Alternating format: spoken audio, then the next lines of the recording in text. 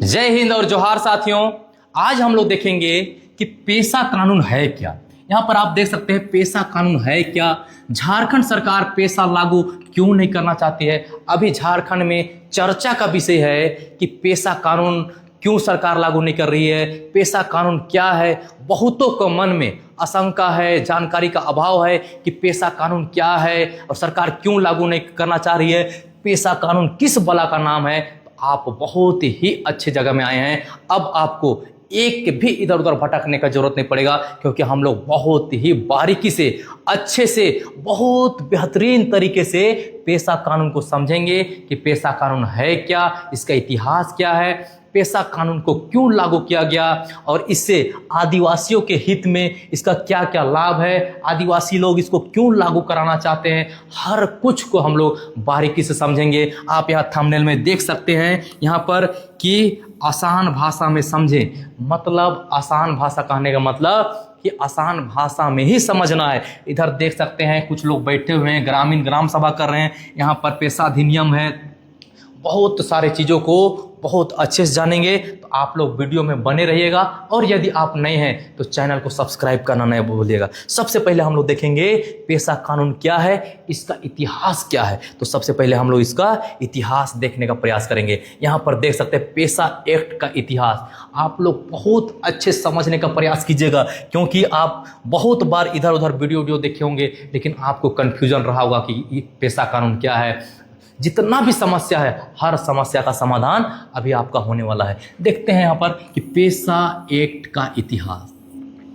जब हमारा देश आज़ाद होता है उस समय भारत देश में पंचायती राज व्यवस्था नहीं हुआ करती थी, लेकिन पंडित जवाहरलाल नेहरू, यहाँ पर देख सकते हैं पंडित जवाहरलाल नेहरू ने कहा करते हैं 2 अक्टूबर 1959 को राजस्थान के नागौर जिले से पंचायती राज की शुरुआत करते हैं। कब का बात है? 2 अक्टूबर 1959 को पंडित जवाहरलाल नेहरू पंचायती राज व्यवस्था की शुरुआत करते हैं। शुरुआत तो करते हैं, लेकिन पंचायती राज व्यवस्था को संवैधानिक दर्जा नहीं दिया गया था। समय बीतता चला जाता है, कम से कम 30 साल पार हो जाते हैं, और उसके बाद जितने भी हमारे नेता हैं, हमारे अगुआ हैं, उन लोगों को लगता है कि अब पंचायती राज व्यवस्था को संवैधानिक दर्जा देना चाहिए। इसलिए वो लोग क्या करते हैं, संविधान में संशोधन करते हैं। और संविधान का संशोधन क्या करते हैं? 73वें संविधान संशोधन, 73वें संविधान संशोधन 1992, 73वें संविधान संशोधन 1992 में एक संशोधन करते हैं, और उसमें क्या किया जाता है? पंचायती राज व्यवस्था को संवैधानिक दर्जा दिया जाता है।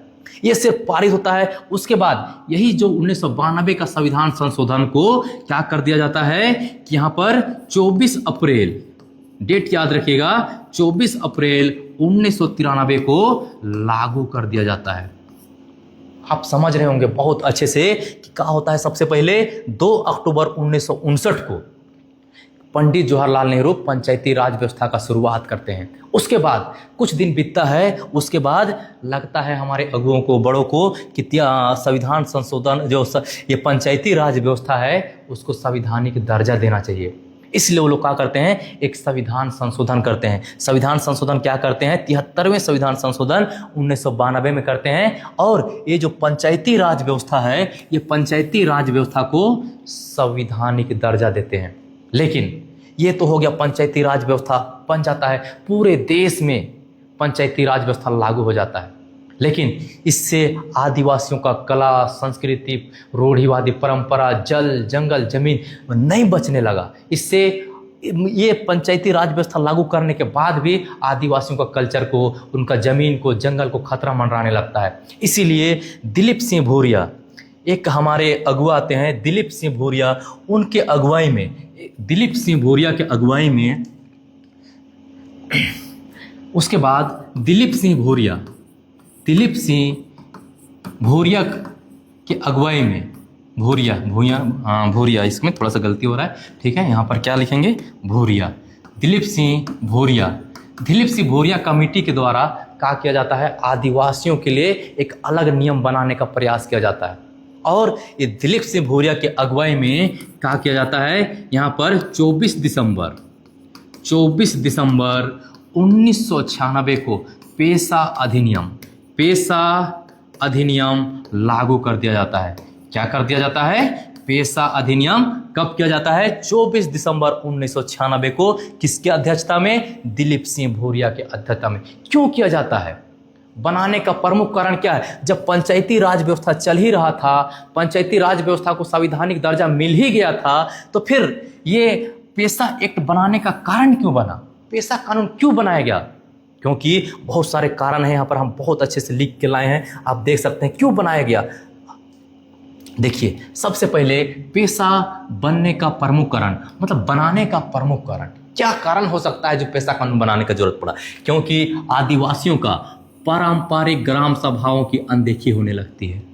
ध्यान सुनिएगा। उसके बाद क्या होता है? पंचायतों में आदिवासी प्रतिनिधियों की अपर्याप्त भागीदारी।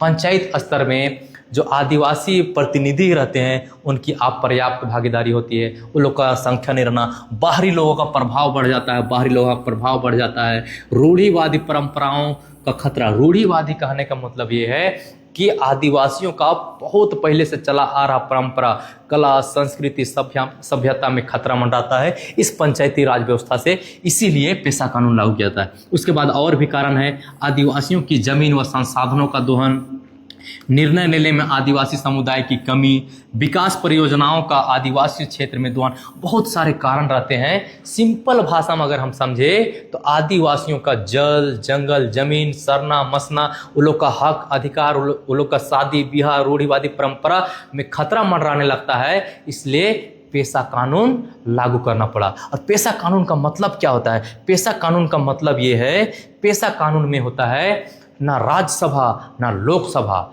ना विधानसभा, सबसे बड़ा ग्राम सभा होता है। मतलब अगर ग्राम सभा जो डिसीजन लेगा वही डिसीजन सबको मानना पड़ेगा। इतना तक कि राष्ट्रपति को मानना पड़ेगा, प्रधानमंत्री को, क्योंकि सबसे ज़्यादा पावर किसको दिया गया है? पेशा कानून में ग्राम सभा को।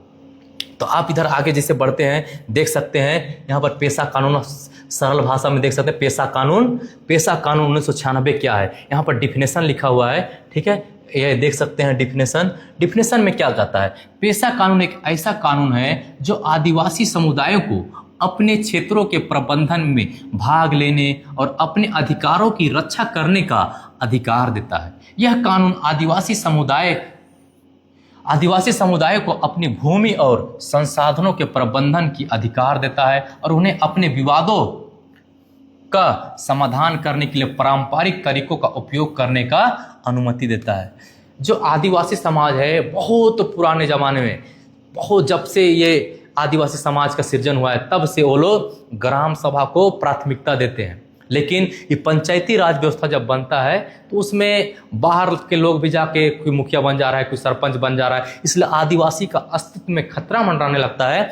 इसीलिए दिलीप सिंह भूरिया की अगुवाई में ये जो पेशा कानून का जो अधिनियम है उसको पास किया जाता है और पुनः जो आदिवासियों का है ग्राम सभा को पावर दे दिया जाता है। इससे आदिवासियों का जल, जंगल, जमीन में को सुरक्षित किया जाए, वहाँ पर जितना भी संसाधन है, खनिज है, हर चीज़ में ग्रामीणों का अधिकार हो। लेकिन अभी फिलहाल में झारखंड सरकार में आप देख सकते हैं कि अभी तक झारखंड में पेशा कानून लागू नहीं है।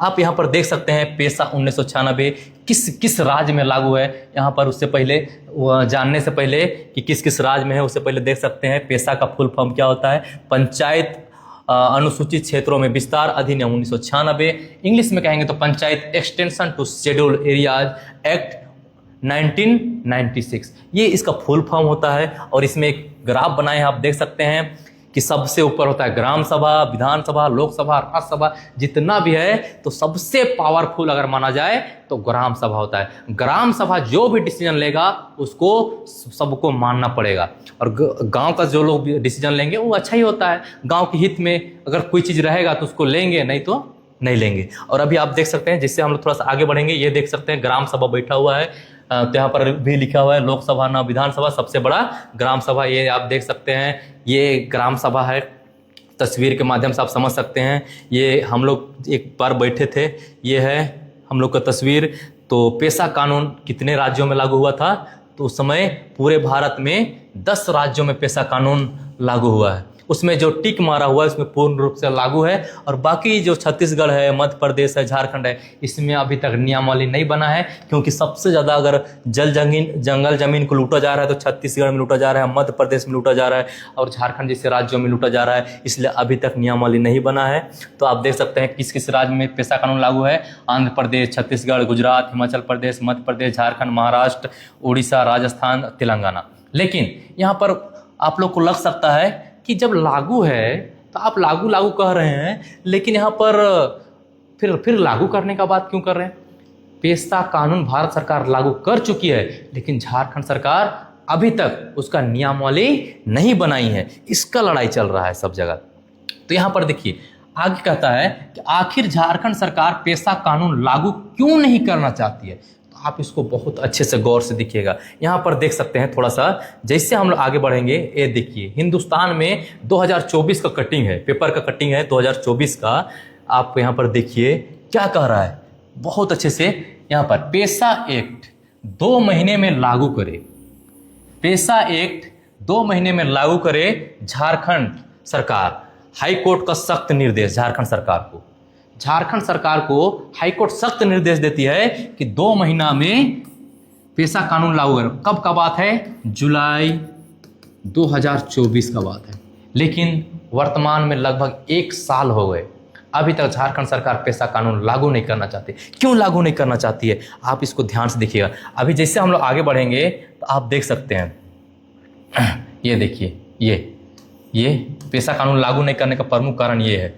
ये आप देख रहे हैं यहाँ पर, ये देखिए रांची का बात है, नगरी का 227 एकड़ उपजाऊ खेती की जमीन पर रिम्स 2 के नाम पर जबरन अधिग्रहण के लिए विरोध में ग्राम सभा की बैठक। मतलब यहाँ पर ये जमीन है, खेती योग्य जमीन है, लेकिन इसको भी कब्जा करने का प्रयास। लेकिन जिस दिन पेशा कानून लागू हो जाएगा, ऐसे जमीन को ग्राम सभा बोलेगी तभी सरकार ले सकती है, अन्यथा नहीं ले सकती है। तो ये सब जमीन को हड़पने के लिए पेशा कानून लागू नहीं किया जा रहा है। जैसे हम लोग आगे बढ़ते हैं, बहुत सारा चीज़ है। जैसे यहाँ पर देखिए, यहाँ पर रोड में बीड़ा किया जा रहा है, नगरी का बात है। ये सब जमीन अगर हमेशा बचा रहेगा अगर पेशा कानून लागू हो जाएगा। जैसे और आगे हम लोग बढ़ेंगे तो देख सकते हैं, ये सीरम टुली का बात है। सीरम टुली में भी जो सीरम टुली सरना है उसको चीप दिया गया। उसके बाद ये देख सकते हैं नगरी का बात है, नगरी नहीं बेड़ों का बात है। बेड़ों सरना स्थल में पूरा प्रशासन और इधर देख सकते हैं ग्रामीणों के बीच पूरा झड़प हो रहा था। क्यों? क्योंकि यहाँ पर आदिवासी समाज एक तरफ और इधर पुलिस प्रशासन एक तरफ। ये सरना का बात था, बेड़ों सरना का बात था। तो झारखंड सरकार इसलिए लागू नहीं करना चाहती है, अगर झारखंड सरकार जिस दिन पेशा कानून लागू कर देगी उस दिन मनमाने ढंग से कहीं पर भी आदिवासियों का जल जंगल जमीन को वो मतलब कि खनन नहीं कर सकती है। किसी भी क्षेत्र में बिना ग्राम सभा के परमिशन के ना वो खनन कर सकती है, ना विकास का काम कर सकती है, या कुछ भी काम जब तक ग्रामीण उसको अप्रूव नहीं देंगे, जब तक उसको करने के लिए नहीं बोलेंगे, तब तक कोई भी सरकार उस क्षेत्र में काम नहीं कर सकती है। इसीलिए हम बार बार बोल रहे हैं, ना राज्यसभा, ना लोकसभा, ना विधानसभा, सबसे बड़ा ग्राम सभा।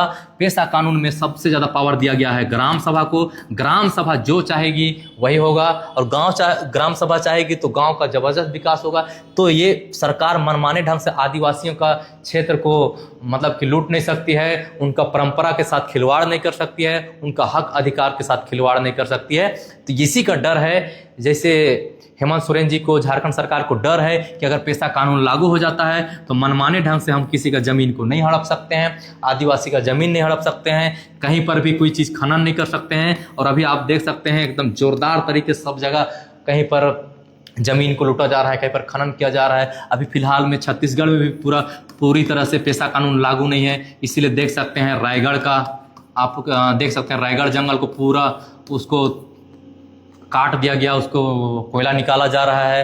फिर कुछ दिन पहले हंसदेव जंगल का बात देखिए, ठीक है। अगर झारखंड की बात करें तो सीरम पुलिस सरना देख रहे हैं, बेड़ो सरना देख रहे हैं, अभी रिम्स 2 के लिए ज़मीन देख रहे हैं, और एक जगह स्कूल भी बन रहा है। बहुत सारी चीज़ें हैं, ऐसी चीज़ें हैं जो कि सरकार बिना ग्राम सभा के नहीं कर सकती है। और सरकार चाहती है मनमानी तरीका से अपना तानाशाही रवैया के साथ काम करना चाहती है, इसीलिए पेशा कानून लागू नहीं करना चाहती है। तो आप लोग बहुत अच्छा से समझ गए होंगे कि पेशा कानून क्या है, इसका इतिहास क्या है और इससे आदिवासियों को क्या क्या हित है। आप लोग सब कुछ जान गए होंगे और आपको तो पता ही चल गया कि आदिवासियों का हित के लिए पेशा कानून कितना जरूरी है। इसका परंपरा, कल्चर, संस्कृति, वहाँ का आदिवासियों का जल, जंगल, जमीन, संसाधन में बिना ग्राम सभा के अनुमति के बगैर कोई भी प्रशासन, कोई भी सरकार वहाँ पर हस्तक्षेप नहीं कर सकती है। तो आपको उम्मीद है कि आप बहुत अच्छे समझ गए होंगे और कोई भी अगर दिक्कत हो नीचे आप कमेंट कर सकते हैं। जोहार, जय झारखंड।